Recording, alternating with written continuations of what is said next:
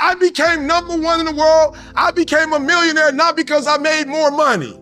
I became a millionaire because they told me millionaires only live off of 30% of their income. I became a millionaire because I did what millionaires did. I stopped living off 100%. And middle class is taught in families. And so the people right now who are sitting at home, who are struggling financially or worried about money or unhappy, they may be making a lot of money, but unhappy with what they're doing, it was probably taught to you. You know, your superego was taught, get a job, work hard, or you'll never be rich, or the rich are evil, or whatever. And until you change your mindset, Correct. Money won't help you, right? Correct. And we see that with people that win the lottery, people that make more money, they still have the same problem. Right. Because they have that poor man's soul. Correct. If you're poor, you'll always be poor.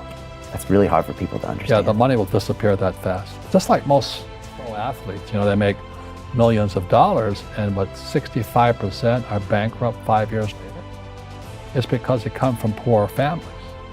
Now you tell them that, they get very angry at you. It's not just the rich fault, you know, as you guys ripped me off and government ripped me off. But unfortunately, what Mr. Lipton was saying, it's passed down genetically. That's the frightening thing. But you have to do something every day that scares you. And that's a takeoff from Helen Keller, who said, or not said, she was deaf, dumb, everything, she couldn't do anything. And she said every day she did something to scare herself.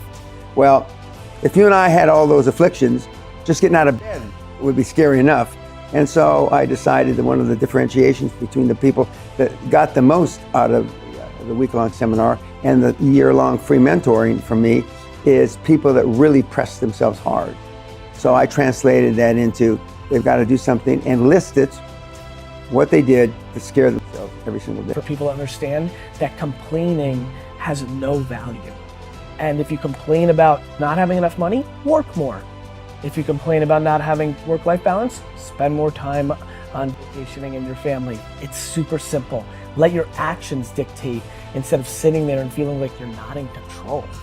Money doesn't have value, right? And this is an important thing that most people don't immediately understand, is that money itself doesn't have value. Money is a vector for transmitting value. It's how you express value.